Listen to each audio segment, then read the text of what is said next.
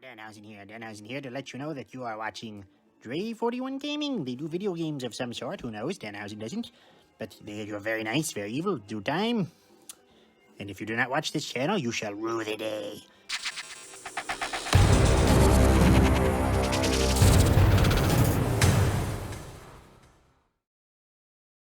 What's up, y'all? It is your boy Drake41, aka Mr. 4K, aka Drake41, and welcome to another episode of the Let's Talk podcast. On this episode today, I have a famous guy, very famous guy. Has his hands in so many different pots. And if you don't know, it is James, aka VikingSizeGamer. What's going on, man? Hey, man, how you doing? You good? Doing good, man. You know, just another day in the office, another long day in the office. It's Monday. It's so. I wish it was. I wish it was Friday already. Yeah, I know that exact feeling. Monday is just the worst. Yeah, I wish.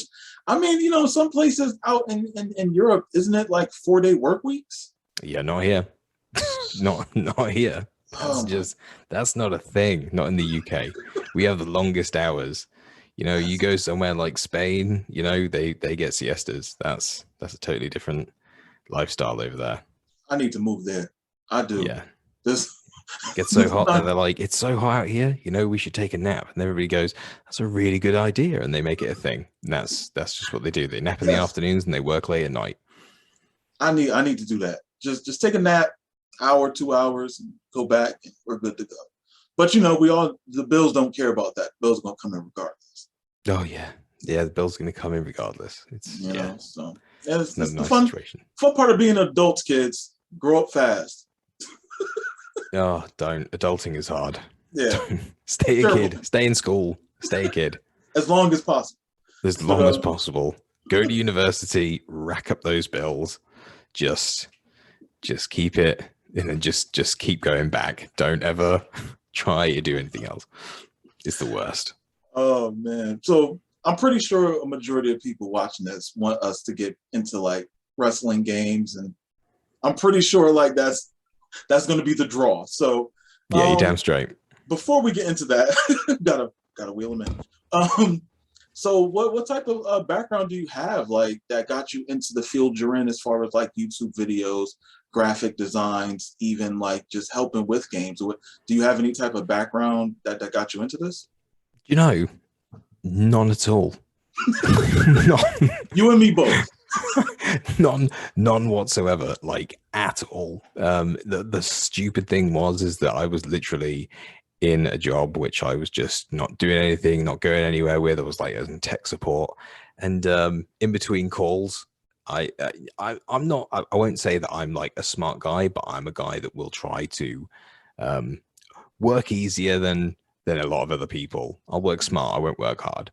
So in that tech support job, there was like things that we could do and that we had to do and stuff like that. So a lot of people did it manually. I wrote a Python script for it to do it all. So I would literally, somebody call in with an issue and they go, oh, okay, that's fine. I'll log onto your computer. So I'd log onto the computer and click my script, and it would download everything and run everything that it needed to. And I'd just be sat there for like the next 20 minutes off the call, just chilling out and just watching YouTube videos.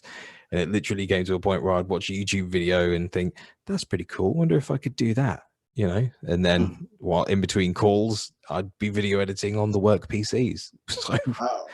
Yeah, so it was really strange. I just kind of just did it. Just picked it up from there. So it's like, what year did you really get into like YouTubing? What was it? Must have been, it was when 2K18. Oh, 2K18? Yeah, it was 2K18. Yeah. Oh, okay. Yeah, that's not that long, not that far ago. No, it's not. It's not at all. Yeah, I think it was 2K18. I was doing some things for it. Or at least it was rolling up to 2K18, I think it was, maybe 2K19. I think it was just after 2K18.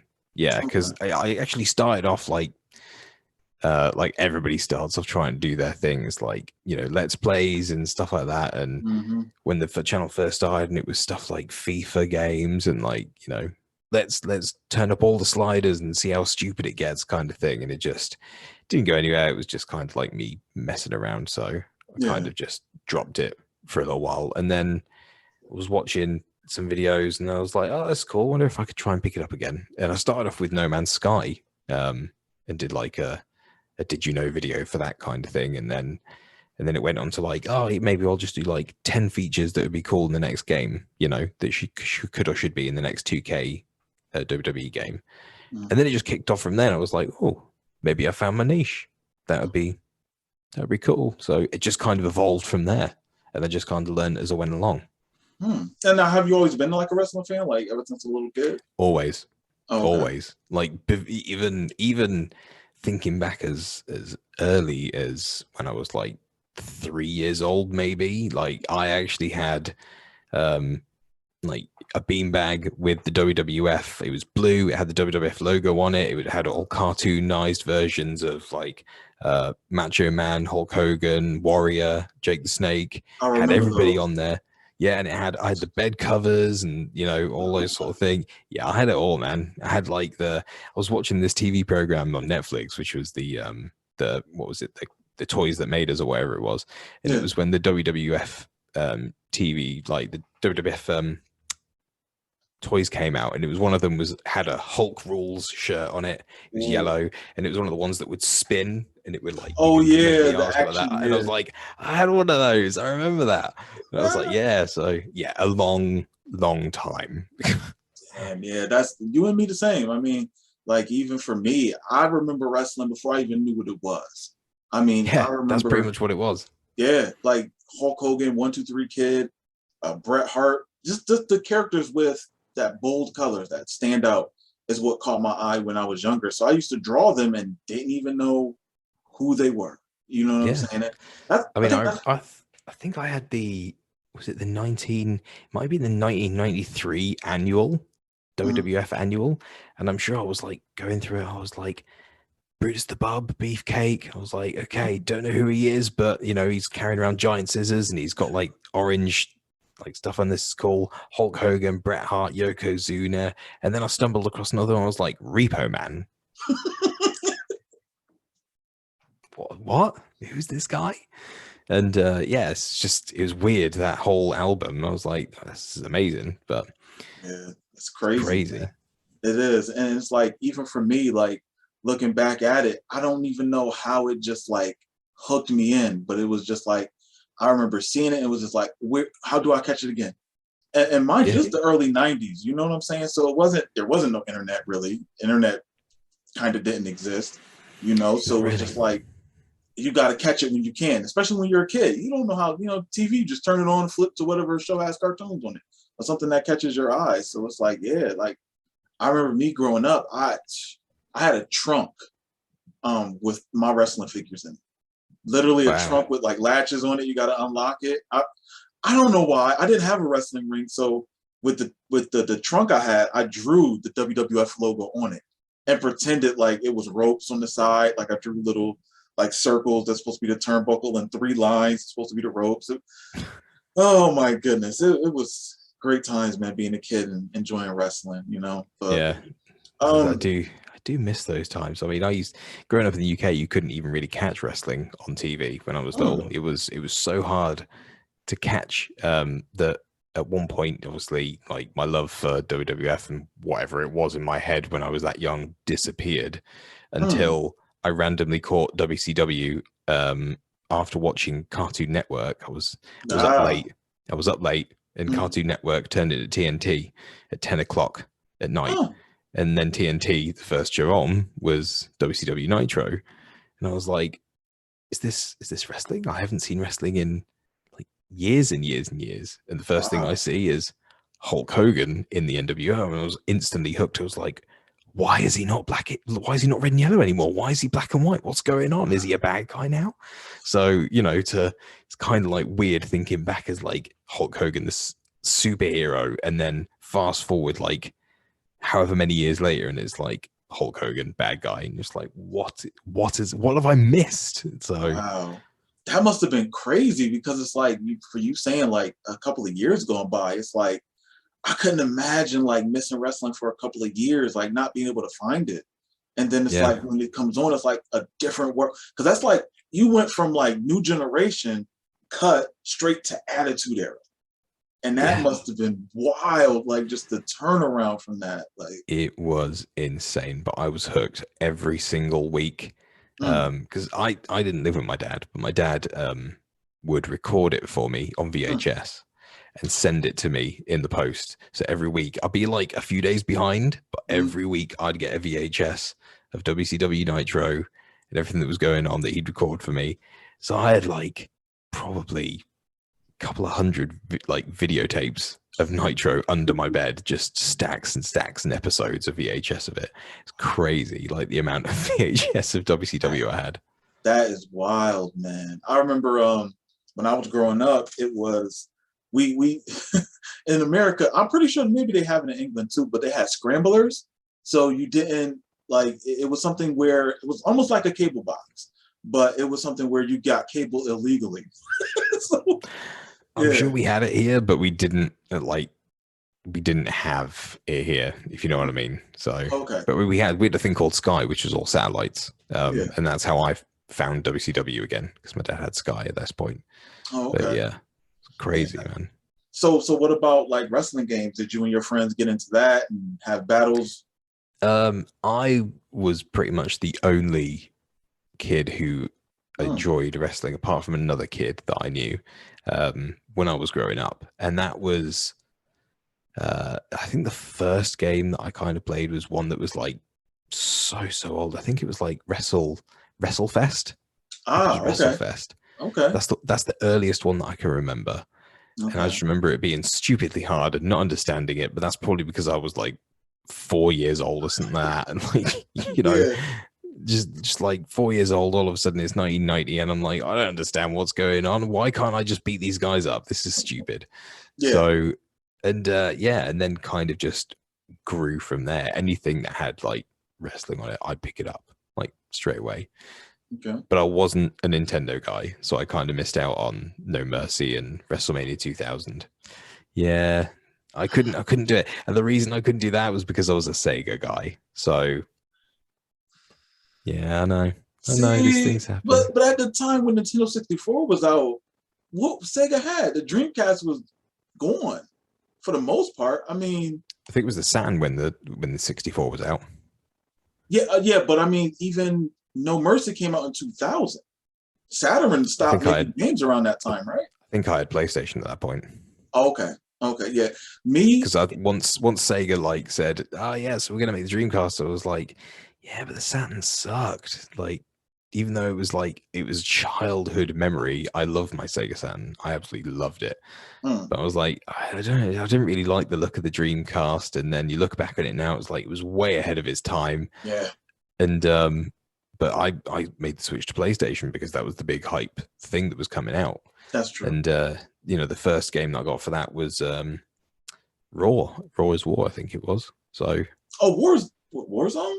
Raw, yeah, Warzone, that's it. Okay. Yeah. WWF Warzone with Stone Cold on the front cover. Yes, there we go. A lot of people didn't like that game. I enjoyed it. I enjoyed it as well, but I was, you know, I think probably me and you were around the same age, and I think we were a bit younger, and we're probably just like, I don't care, this is amazing. Look at Gangrel's entrance, like, who cares? Yo, and it's like a lot of people don't remember, like with these wrestling games back in the 90s, we didn't have, you know, just press grappling up or grappling down. You had to put an input in just to do moves, unless you're just going to be just kicking or punching the whole time, and maybe you'll bang out a move or two. And it was like you had to be so precise. And I think at the time you couldn't pause the game until Attitude to get the move set. No, you could, but yeah, you could with you could with Warzone, but it was a pain. Like you know, but it was so good. I mean, it was funny thinking back, like how they had entrances for the wrestlers in that game, and then later on in like, was it SmackDown or one of the SmackDown games? The first SmackDown. Where it was just a video, and it was like, how did you go backwards? Like, what's this? Like, it's just a video, and it's like a 10-second video. You know, like 10-second video of a wrestler walking with his Titantron behind him. It's like, make no sense. Why make no sense at all. Like, I mean, people forget, like, even back in those days, there was no online. You had to buy a multi-tap, and you know, friends would come over. Those multi-taps, man, those were a mission to figure out because You couldn't plug it in the first one. You had to plug it into the second one because you had the multi-tap plugged into controller port number one. It was, but it was so Essentially, fun. you could have like 5 people playing, but probably not. Yeah, the good thing for me was I had a group of friends. Like we all grew up with each other, and we all got into wrestling. All of us. If one of us had a wrestling game, we're over their house. If the other one got a different one, we were over their house, and it was so fun, man. I remember we got into almost fights playing Warzone against each other. Because See, now I feel like I lost out because in the UK, like wrestling wasn't that huge. So a lot of kids were just kind of like into a lot of other stuff. Like if you talk Teenage Mutant Ninja Turtles, Power Rangers, and all that sort of jazz at that time, they were into that. And, you know, and they were all watching that sort of thing. And I'm like sat here going, I want to watch Nitro. Like, come on, let's do something cool like that. When you were able to go out with your friends because wrestling was so mainstream in America that I've just got friends that people like wrestling in school, and it's like, oh, I'm in school and I'm the weirdo because I like wrestling. So, but the thing about it is I live in Connecticut, so WWF is right there. You know what I'm saying? Like it's literally 45-minute to an hour drive I live in central Connecticut, so it's not that far from me. Like I drove past the WWF headquarters multiple times. Bob Backlund tried to be mayor of my hometown. You know, I met him. Weirdness, you know, like it's crazy. It's weird. Like you would see wrestlers. Well, back when I was a kid, you know, when they would run more shows, you know, in my hometown, downtown, you would see them all the time, man, and it was so cool at the time. Now they barely run shows in Connecticut. It's just like you catch them whenever you can. You know, I go to mostly independent shows now, but yeah, growing up, I mean, even in school, they were banning T-shirts. The Austin 316, the one that says "Other Side Jackass" was banned. The DX shirt was banned. It was crazy growing up. I mean, wrestling was insane in Connecticut and probably in other places too. But I mean, it took over. Like like the cool kids were wearing wrestling shirts. Like that's what they were wearing, you know. And it was just like it blew up. Like it was crazy. I mean, damn, we would get all the wrestling games. But let's talk a little bit about like, you know, getting into the YouTube spaces and really trying to build your channel up and things like that. Like what difficulties did you ever face? Because I know for me, it was when I originally started, I stopped for a number of years before I started back up. Like, you know, you got your niche in wrestling. Like, did you find any difficulties in trying to build a subscription base with like the content you were putting out initially? I think everybody does initially. I think I don't know whether I fell on my feet or not, because it seems like what I did put out initially was things like lists and top 10s and things like that, which, let's face it, when you go to YouTube, easy to gravitate to, easy to watch. You know, they're not taking too much out of your time, and especially when you're going through things, you're like, yeah, these things should be in it. There's a lot of people that are going to go, I agree, those things should definitely be in it. And I kind of feel like, and I get told this a lot, that my voice certainly helps. So I don't know about that, but I get it a lot where it's like, oh my god, listen to his voice, and it's like, really? Just listen to my voice? Is that what it's like? Yes, you could put me to sleep and you can't be boring. Is that what you're saying? I don't know what you're saying. What do you say? But you know, I get that as well. So, and I kind of feel like, I don't know, I kind of feel like it was just a perfect storm at the time. I'd started out with the YouTube thing, like I said, and it was all the FIFA stuff, and that just got binned, and then I started with the wrestling, and then it kind of just fell into the niche, and 2K18 was like around the corner, and you know, I kind of just jumped in and dunked my feet in at the right time, completely coincidentally, had no idea. And that was kind of it. It just kind of steamrolled from there, and I seemed to be picking the right things to make videos about. Like I said, I had no idea really what I was doing. I wasn't a full-time YouTuber. I wasn't doing anything. It's still part-time for me. I've still got a full-time job, you know. It's not even really part-time for me. I kind of just do it as a hobby, you know. It's not, I don't do it for money. I do it because I enjoy it.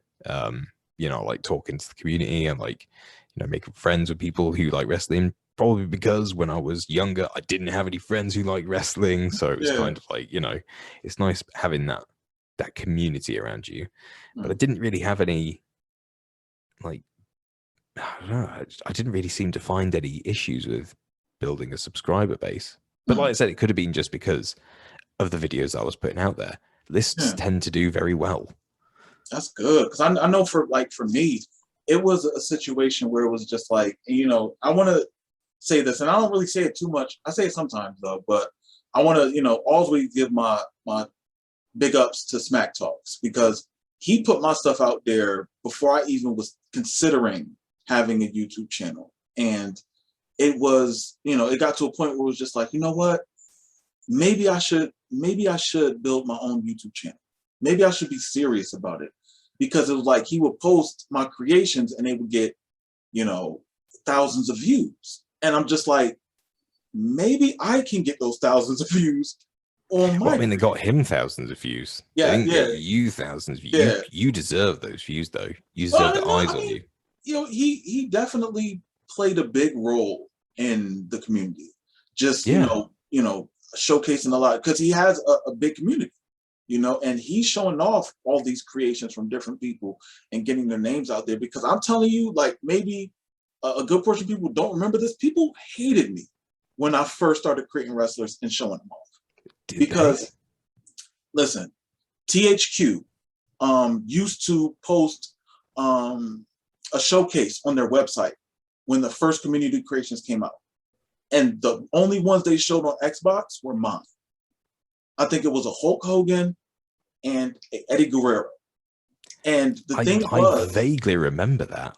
Yeah, and it was literally, because I fell into Cause at WS, and I didn't know that you had to ask for permission to, you know, use people's formulas. I didn't know.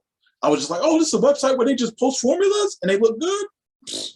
Say less. I'm just going to use them. And it, you know, and then I was just like, all right, let me join the website. Let me start giving people credit, because at first it was just like, all he does is hack the game. There's no way he can draw those logos with the 360 controller. He modded his controller, and it was like, I literally, when I first got into it, I didn't play the game. I just sat down and drew Brock Lesnar's tattoo with a 360 controller. And until I got it right, I did not get off of Paint Tool. That's painful. Literally, yeah. I literally just sat there, because I mean, I grew up drawing. So that was just what I did. I didn't worry about playing the game. I was going to play it regardless, but I wanted to make sure the community knew who I was. That was the main goal, you know. And I know for me, it was getting that recognition from, you know, WWE Games, or, you know, whoever decided that. I think it was Brian Williams, actually, because me and him talked about that, and he was like, I think he was the reason, like, of choosing who to spotlight. But for you, when was that time when, you know, the E reached out to you and was like, we recognize what you're doing. We see what you're doing. Because I mean, it happened to me, but I want to hold off on that. I mean, I know I was still working at that horrible tech support job. I know I was still working then, and I remember I saw a picture. I think it was with the 2K UK guys. Mm-hmm. You know, so it was like Dells in C Smack Talks and all that. They were in one of the I think it was a SmackDown No 2 arena, and I remember looking at that photo and thinking to myself, do you know what? Next year I'm going to be there. And I remember I commented under it. I was like, I'll see you there next year.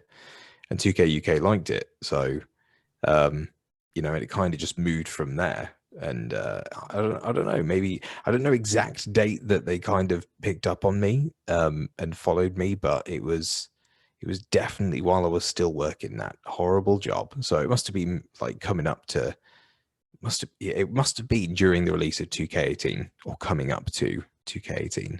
Okay. Because which was crazy to me, because obviously I hadn't been doing it that long.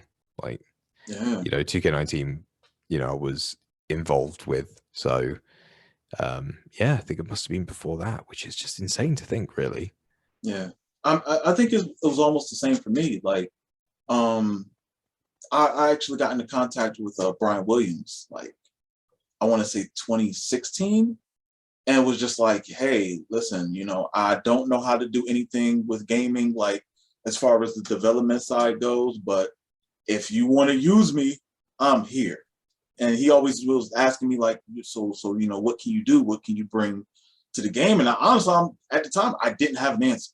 I was just like, I don't know. I'm a fan. I like to play the game. I can draw. I don't know. Like, you tell me. Like, you see what I can do. Tell me what I could bring to the table.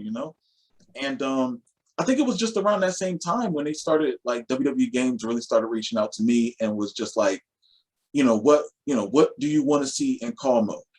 And they sent me, I'm pretty sure they sent it out to a lot of people, this little questionnaire thing and, write out what you want to see and things like that. And I did. And they put none of it in the game. Nothing.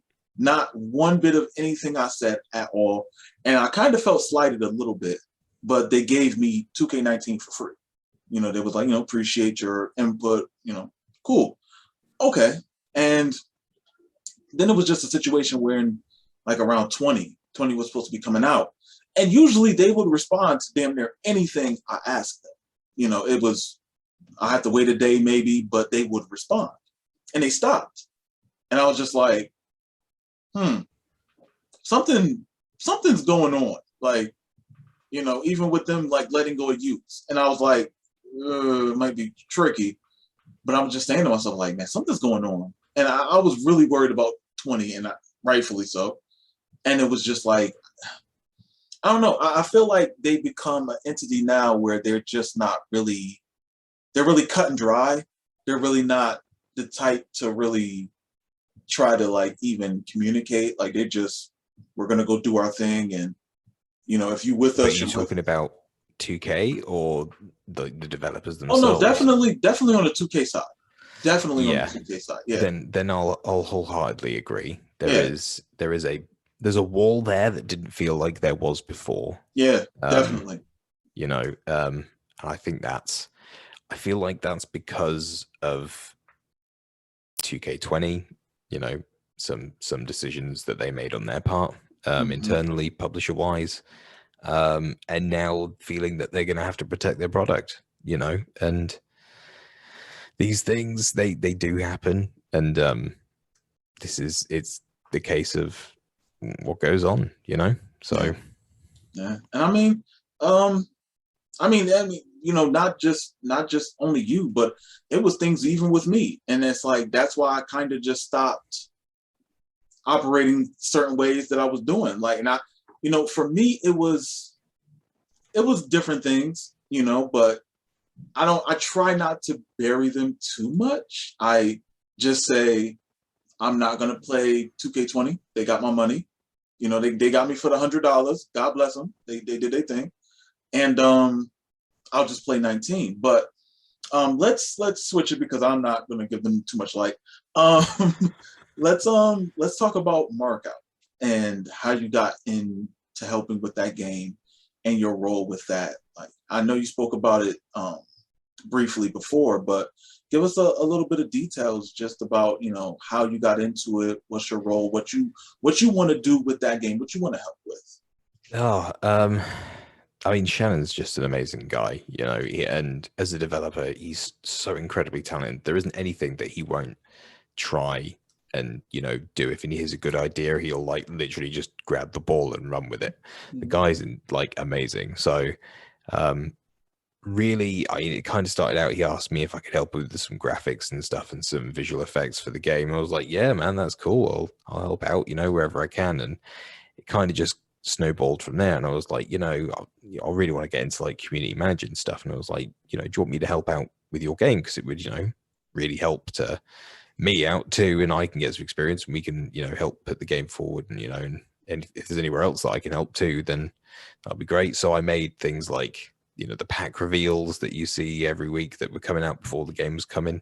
Did some more visual effects for him, put some like ideas for, ways to make the game just a little bit better in certain areas. And, my role there is basically like is community manager, but he does so much of it himself that thing is with Shannon, he's so good at everything down to a point because he knows his own game so well. Yeah. At this point, I kind of feel like I'm not really needed anymore, really, to be honest with you. But because he communicates everything of what he's doing himself, because he does it as he does it, So he's just, yeah. I mean, I think that when I helped him, when I said, do you want me to help you out? Can I help you out and come on board? Like I said, it was more me helping out a friend than anything else. Yeah. And because like I said, it wasn't like I was being paid or anything like that, to do it. It was more, we were buddies, and I was trying to help him with his game, build it up, because I saw potential in it, and I was like, dude, this is gonna be sick. There's nothing on the market that's like it, True. Closest thing to it is, well, Supercard, but it's nowhere near Supercard. Like, it's just not even there. So it's on its own island, and that's what got me interested when it was spot callers. Like, I reached out back then. It was just like, hey, listen, we got to talk about this because I need to know. Yeah, exactly.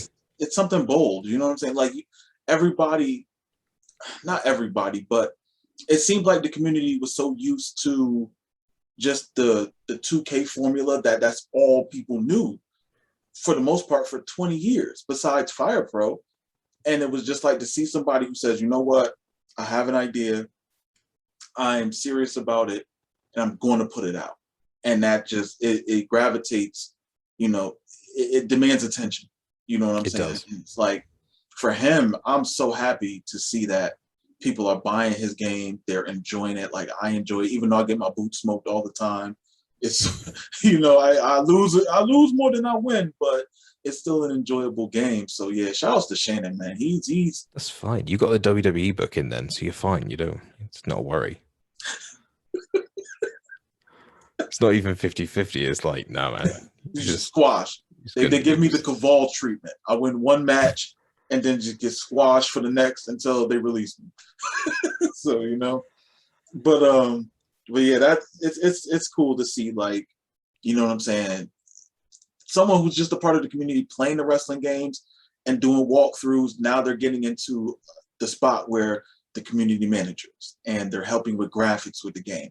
It's great to see people just like you, like, you know what I'm saying, like, that was of the community, and now they're helping to give the community enjoyment in the next set of wrestling games. You know what I'm saying? And that's a good segue into the wrestling code and your part in that.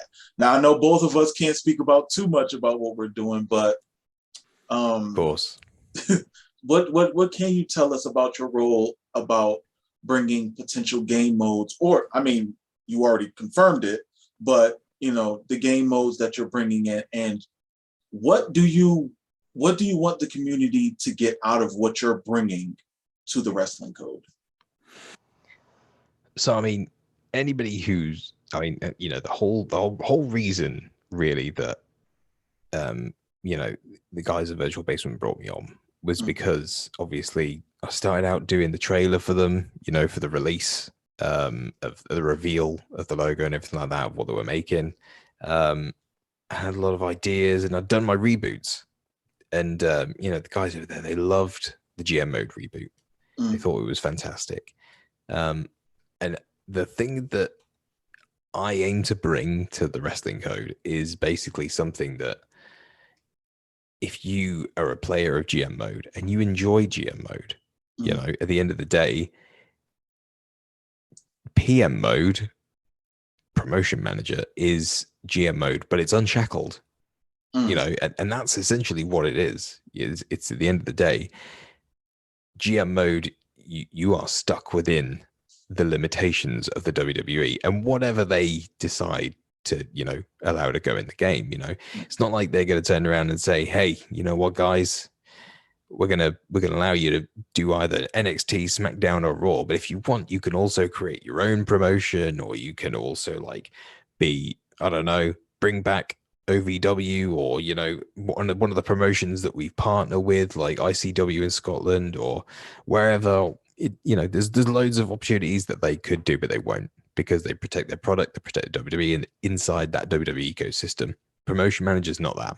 Yeah. It doesn't have the limitation of doing kayfabe or anything like that. It is literally a case of, we're going to give you tools to build your promotion as the promotion manager. I don't want to give you too much stuff, like, because there are things out there like, TEW, and that is just like so in depth. Yes. And I don't want it to be that in depth, because that's insane. Yeah. So, that's the last thing I want, is somebody to go in and go, oh, I'm just going to open up my spreadsheet today, just go through everything on it. It's like, no, that's not the idea of this. The idea is basically GM mode without the limitations. That is PM mode. You're going to have things like, you are going to have, as far as I've designed it anyway, the guys, most talented people that work there, they're probably going to be able to do all this, but the way that I envision it is things like talent pools in countries that you're going to send scouts out to try and find the next big thing, and you're going to have people that you're going to be able to customize at your own version of like a training area, where you're going to get their gimmicks ready and stuff for them. You can change their appearance and stuff like that, so you get them TV ready, and then you can bring them onto your TV however you find them. So it's kind of a sense of finding the next big thing, molding them to how you want them to be, to get them to a point where they're like, right, okay, now we can put them on TV. You're going to have people, you can craft your own leagues, so you're going to have stuff out there. Like, say for instance, the way that I really want to see it is, because I know that some of the things that we're aiming for is like complete customization. So if you can get an entire roster and like, custom create everybody from AEW or ROH or, MLW, wherever, and just import everything of that company into PM mode and then have them as a rival. So you could legitimately build your own entire league of companies that are going to be in the game. They could be fictional, they could be non-fictional, and you're going to compete against them. That's kind of like the dream. You build your own scenario. So in that situation, that's going to open up some really fun stuff. So you could go back and you could do the Monday Night Wars again if you want to. It'd be insane things like that. If you've got the customization there and the customization levels right there, those are the sort of things that I'd love to see. And like, I'm glad that you spoke a little bit about customization, because if anybody knows me, that's what I am all about. Even speaking with Ashton, when we first did mocap in New Jersey, I told him, listen, there has to be, when I announced that I was helping with the game, I'm pretty sure people had an expectation of where Creation Suite should be, strictly based off of, because Dre 41 is associated with the wrestling code. And, that's something that, I definitely, spoke with Ashton about, because there has to be, especially with the game of this size, this caliber. And honestly, this is the first announced next gen wrestling game. So there is a certain standard that I think that the community will hold up with the wrestling code, that they're going to say, I know we probably won't get this with the WWE game. I know we probably won't get this with the AEW game, but there's no shackles on the wrestling code. They can do whatever they want. And it's having that understanding, for me anyway, where I go into it like, okay, like, even with the mocap, there's so much detail. I'm going to be going up there and helping with mocap. And, I want to make sure that if there's a taunt a wrestler does, it's there. If there's a strike that I can pull off, I don't know if I'm not that fit, but I'll try to do the best I can. You know what I'm saying? Like a strike, like a kick or a punch. I want it to be a game where there's not going to be that toe kick number 1 and toe kick number 2, and everybody in the game has it. Like, I want it to be so in depth that it takes you an hour to do a move set if you want to. I want it to be also like, Shut Your Mouth or Here Comes the Pain, when there's base move sets that is Masawa's or Kenta Kobashi's or Vader's. You know what I'm saying? Just things like that. And it's so important, I feel like, for this game to be out, because it's not associated with the actual company. And it's something where the community, and I mean, it shows, I mean, you and me, the community is a part of making this game and helping it become, I feel like, and I'm not saying it just because I'm a part of it, but you're more invested in making sure that this is one of the best wrestling games ever. And, I feel like with you, you know what I'm saying? I subscribe to you, I watch your videos. So, the ideas that you have, you know what I'm saying? Like, we know as, fans that those ideas can get heard, but who's really implementing those? You know what I'm saying? And it's great to see that your talents are seen and someone grabbed you up and said, listen, we need you. You know what I'm saying? Like, you are important. We need those ideas. Come on in. Because I mean, just like, just as much as I know, you know what I'm saying? Like, the wrestling code is a passion project. And it's a game that the community have needed for years now. And it's a big thing. It is huge. And the thing is that, when it comes to, like you said, there's a lot of things that the other games will hear that people want, that people need, that people think should be in the games. Mm-hmm. But to them, they might think it's a good idea, but it's also about the ties that bind them, and what they can and can't do for the games.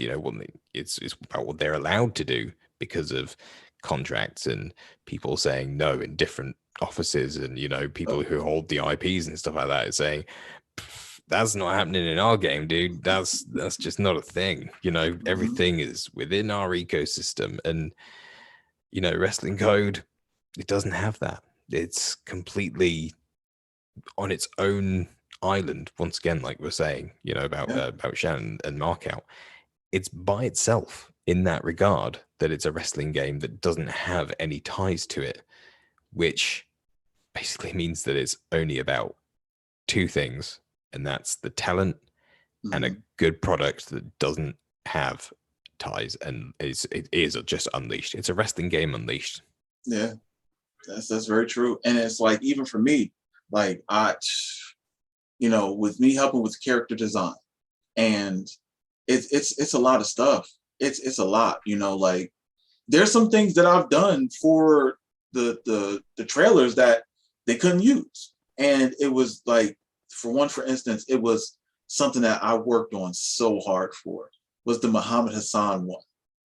And it was, I felt like they could have got away with showing more of the ring, because it would have, you could tell what arena it was supposed to be, but just the apron, I wish they would have showed that off, because I put so much work into that apron. Oh man. Yeah. And that the turban, oh my goodness, that took me so long to draw. I mean, I like, people don't know, I hand drew a good portion of that. I mean, if you zoom in, you can see the detail, the stitching. I did all of that. I mean, it was so crazy. It was so crazy. And then it was like getting people's tattoos, even with Enzo. Enzo is a handful. I'm telling you, like, I literally went to an independent show he was wrestling at and told him, listen, because we spoke initially when he made a post that he was up in the virtual basement doing the motion capture initially. Yeah. And I spoke with him for like 40 minutes. Well, he spoke for like 40 minutes and I listened. But I went to the show and seen him.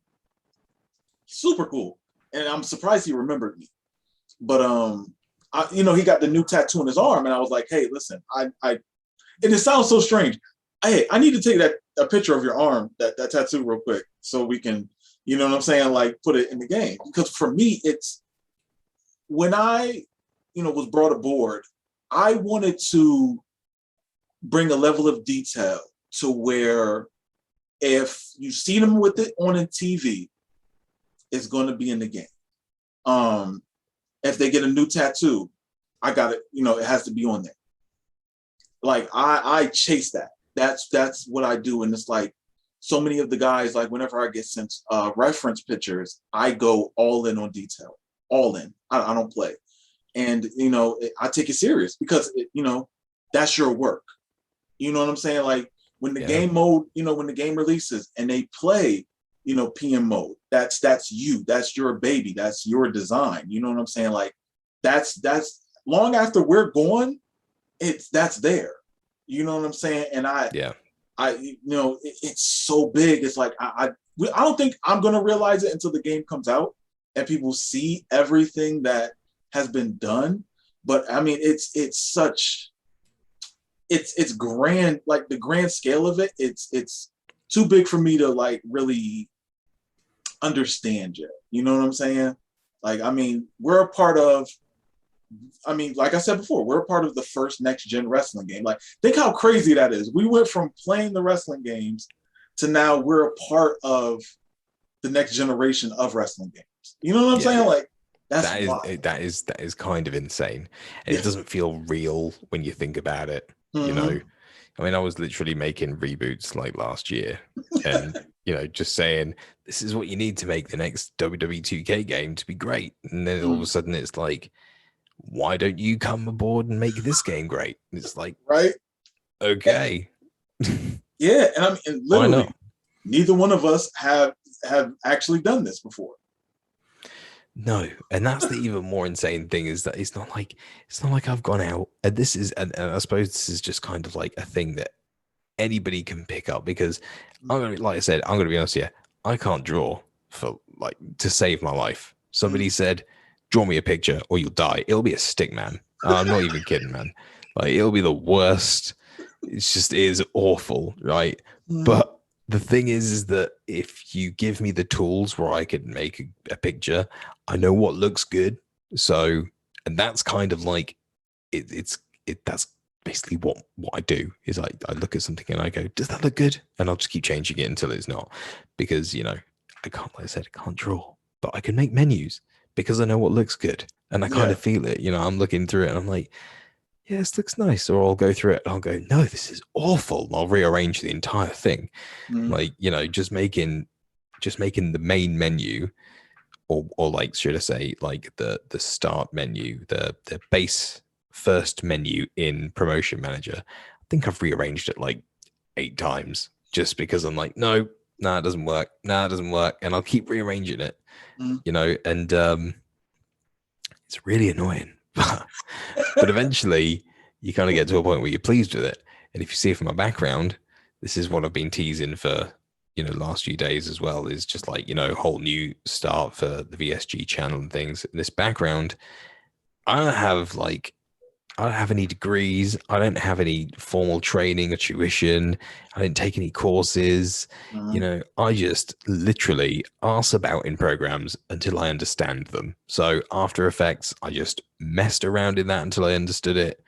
Element 3D, asked around it until I understood it. Adobe Dimension, Photoshop, they're all the same. I just completely asked around and clicked on things to understand what they did. And it sounds stupid, but that's how I learned. And this whole thing behind me is a 3D render, that I made. Took me a long time to get it to a point where I was like, actually, this looks quite nice. I don't mind this. And even that one behind me is not the finished one, I don't think. No, it's not the finished one. I'm looking because there's details that I've added to it.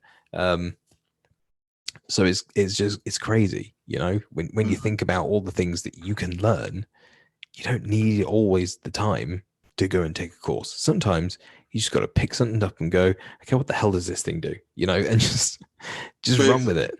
Stumble your way. Like even the graphic that I have, like I never did it before, like I could draw up the logo, but I will always say dedication will always topple, skill. Having skill helps too, but just being dedicated to something, you'll learn it. and you'll master it. And that's like, I feel I like don't think that's I'll ever something. master drawing. That's Well, not going to happen.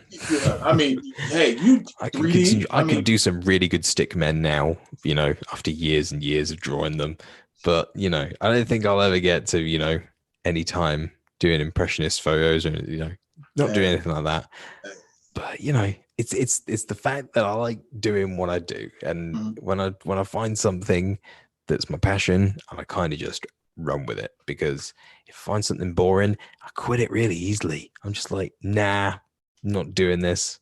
Can't. It's not my thing. I hear that. But I mean, with the background you was talking about, revamping, your YouTube channel, what can people expect from it? I did drop some teasers, so I'm going to be doing some more concepts and things. Going back to some concepts, whether or not it's wrestling. One of the things that I've really been thinking about is other games, like rebooting certain things. Like, say, for instance, one of the things that's really been bugging me is UFC. That needs a reboot for its career mode, because my God, is it trash? It's been trash for years. It's so bad. It's so bad. It's so bad. It's just basic. All it is just, get ready for your fight, train, and train again. Oh yeah, and just click on this, so it makes it look like you've gone to a thing, or you're just hyping up your match, and then fight the match, and then rinse and repeat. I'm so done with it. Like, it could have been so much more. And the thing was that I was looking for things like cutscenes in the game, that you like, you're at the weigh-ins, or you're having the standoffs, or you're at the interview tables, for all the events and things like that, and you're talking shit to the other wrestlers and stuff, and all of that is kind of there, but it's in the loading screens on the phones when you're looking at it. It's like, why is that there? Like, why is that? They had it. You Undisputed 3, Undisputed 2. And then it was just like, people, I still have those games to this day. Why was it something that they never built upon? I don't know, but it needs to come back, and those things need to be interactive, and you need to be able to talk crap to your opponent, and build hype that way, and select like your responses and things. But that's a separate reboot. But that's something I was thinking of doing. I'm also going to do some like analysis on upcoming wrestling games and news drops and things like that. You're gonna get my perspective on things, which, like I said, I've been playing wrestling games a long time, and I got contacts in the industry. I've got people that I talk to about what's coming up, what's happening, and like I said, the whole mess with 2K22 being delayed, and I heard about that. And I kind of thought, nah, this isn't a thing. It can't be a thing. And then I reached out to a couple more contacts, and they all confirmed it. They were saying, "Yep, March 2022." I was like, crap. And of course, I'm out in the middle of London at this point. I'm chilling out with my wife in the middle of London. I'm just like, okay. And I messaged one of my friends, and I was like, I'm pretty sure that I just heard this. And he's like, "You gonna post it then?" And I was like, yeah, all right, I think I'll post it. It's probably best, just to let people know, because it's going down. And then it turned out Fightful had already posted it, and I was like, okay, well, I've just posted this saying, long delay coming. It's like, oh no, this is gonna get bad, isn't it? And of course, people went back and like, bull crap's no, you don't know nothing. It's like, okay, I don't know nothing. And that's the crazy thing. Right. It's like, these people, like. It's not as if you're just making this stuff up. Like, the stupid thing is that if I say it right, and it turns out it's not true, it's me putting my own reputation on the line. I'm going to look like an absolute dick if it comes out and it's not right. It's not true, and that's just me. Look, I wouldn't do that. Why would I? What on earth would I have to gain from me looking like a dickhead? Like, absolutely nothing. So, and it came back and it bit a lot of people in the ass, and like I said, I didn't have anything to gain from it. I just kind of felt like, oh crap, this is happening, and I couldn't quite believe it myself that it would be delayed that long. But it's I don't. But then you hear all the background to it, and it's just crazy. I honestly feel like they don't have it together. Like I'm Like I said, worried. when I heard the background from it, from people who Yeah. have told me, and it is crazy. Like it is not the developer's fault at the end of the day. It came down to WWE and what they wanted and their certain positions, because I have, let's just say I have a strong indication that a lot of the released guys were going to be in my career and things like that. And because they appeared at certain other promotions, they couldn't really be included anymore. So, But that's I still feel like 2K had a hand in their downfall. I'm zooming in too hard. I don't know why my camera does that, but doing suspenseful zooming yeah, in it before your zooms in reaction. like when it gets the suspense. Yeah, definitely. But I feel like they should have never dropped Ukes. I feel like if they wanted to take over, that's fine. But also keep them around to make sure that the transition was correct. Because even Brian Williams said this himself. He said Ukes giving the coding, the base of 20 plus years. That's like you stepping into somebody's house and they've been living there for 20 years and now, oh, you're the new tenant. Here's where the couch is, figure out where everything is. It's all on you. And literally that's not. Yeah, and by the way, all the manuals are in Japanese. So good luck with that one. Yes. So I mean, I can understand it. It is an issue, but at the same time, it's just like, yeah, releasing wrestlers is an issue. And I think that's what pushed the game back. And because when I seen it, I was like, huge. Damn, like you released 50 wrestlers? Like, who are you replacing them with? Like, you got to replace them with somebody. The thing is that they've lost a lot of legends as well. But the only place they can go to is NXT. Like, so the NXT's got to really be a big brand. And now they've just done NXT 2.0, and I can imagine the devs over there are going, like, what? Why do y'all keep changing stuff? Just keep stop doing it. And I've posted about this before. I said that WWE must be the worst sports game franchise to ever make a video game for, because you can never keep it up to date. No matter, just as soon as you think, do you know what? I've done everything. It's all good. It's fine. And it's all completed. And then somebody comes out with a brand new gimmick that nobody's ever seen before, new music, new trons, and you're just like, why did you do this? Right before we're about to release. I hate you. Like, they need to freeze 6 months before the game comes out. Just freeze everything and say, okay, this is what we're going to keep so the game will not be out of date. But this is the funny thing, isn't it? Now they're moving it to WrestleMania season. And when they remove it to WrestleMania season, after WrestleMania season, don't they have another reset? Everything changes again. Is there ever a point where it doesn't change?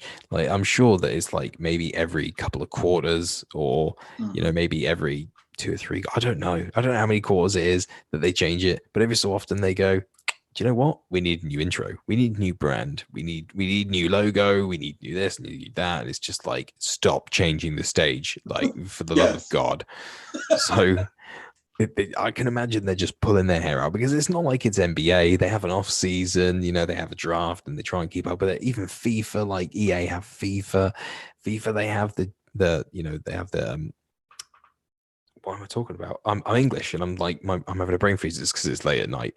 Yeah. They have the transfers, so you got the summer market, the winter market. It's just, there's so much to do, yet they still manage to do it because they've got huge teams to do it that manage and change all the teams over. And once the guys are in the game, it's just a case of going, okay, well, this guy's been traded to this team, or this guy's transferred over there, and it's kind of easy to do, but it's not easy for somebody to go, hey, you remember how the game looked before? It's completely changed. Like, change everything. Yeah. That was like, whatever you thought the game was, it's not that anymore. Like, we don't use that. That firework, that one's old. Don't do it. That light, that's not purple. That's loud. That's yellow now. Just, and it's crazy. I feel for them, but at the same time, though, this is what they wanted to do, and I feel like I do feel for them, and I'll tell you one thing that I've always said, and I've said it for years now. 2K, as soon as they bought this IP, should have looked at it and went, okay, 5 years time, we're going to re-release with a brand new engine. We're going to take 5 years, build it in the background, get them to build a brand new engine. It's going to be up to scratch. It's going to be brand new. We're going to invest in it. We're not going to like, bash it together in 2 years. Yeah. Just leave it 5 years and make it like 2020 is going to be like the rebirth of this franchise. And that's where it's all going to go. And I think they missed a step when they didn't do that then. They should have. That's and see that's the problem with them. They when it's getting kind of dark in here. Hold on, let me turn on the light real quick. Because you couldn't see. I noticed. I was like, is there a storm coming your way or something? No, it's getting dark. That's why. It's wildness. Oh, but yeah. So I know what dark is. It's just pitch black out there. I should have turned the light on, but it was sunlight outside. So I don't. It's yeah. So yeah. I don't know. It's going to be. But wild. This is another advantage, isn't it, of TWC being unleashed? We don't have to do that. It's completely fictional for people want to build an arena that's going to look like one of the other guys' arenas, one of the other promotions' arenas. Yeah, you could do it. Yeah, and that's why I want, like I said, with creation mode. It's so I know I can't talk about it, but it's so much I want to bring to this game. So, and that's why I want to learn how to model. I need to learn how to do this. I specifically bought a custom PC for this game. Damn. Like, I'm not even like there's so much that I need to do and learn, because I want to make sure that the ideas that I have aren't going off to somebody else and then they come back to me and it's like, oh well, no, that's not right. That's not accurate. I need to be able to say, this is what I'm looking for. Masks, different boots, gloves, hairstyles. Don't mess with hair. Don't mess with hair. I'll tell you this now. Don't mess with hair. It's just the worst. Listen, somebody has to. Like, I need it. I want this game to be a one-stop shop for wrestling games. It has that. It has the potential. Like, it does. Yeah, like, just I always say it's the Ultron of wrestling games. When he first is created, there's no strings on me, so it's just like that right there. I need the wrestling code to be the Ultron of wrestling games. It has to, and it has that. And it could literally become anything you want it to be, and it doesn't come out every year. About it. So it's update, change, whatever you want. Change DLC, game mode you want to buy. Like I said, Promotion Manager is pretty much going to be in its sense, it could be a standalone game because of this, the scope of it, But that's you need the wrestling code, because that's what it all hinges on. It hinges on that ability to create pretty much whatever you want.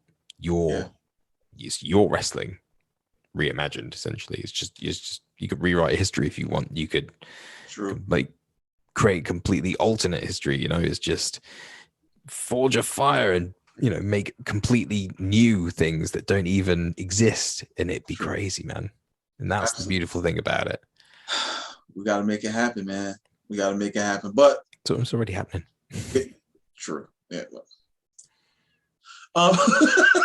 So yeah. I don't want to hold you too long because it's definitely getting late. I definitely appreciate your time, man. We're going to do this another time, maybe a part 2 or something like that. And the link in the description sounds good. Yeah, definitely. And I'll have a link in the description below for your YouTube channel and also your Twitter account. Guys, follow VikingSizeGamer, subscribe to his YouTube channel, subscribe to both of our YouTube channels, and follow us on Twitter so we can have more followers. It makes us happy. Do both. Yes, do both. And then create fake accounts and follow us too. Yeah, we're gonna hit 10K on Twitter. Like, come on. Definitely. So once again, thank you, James, for joining me on the podcast. I definitely appreciate it. I'm pretty sure we'll be talking a lot more because, you know, we're on the team. So thank you, man. Thank you for being on. I appreciate it. Thank you for inviting me, man. It's been cool. And a pleasure to talk to you. Thank you, man. But yeah, get some rest, man. Thank you for being on. Catch you later, man. Cheers, dude.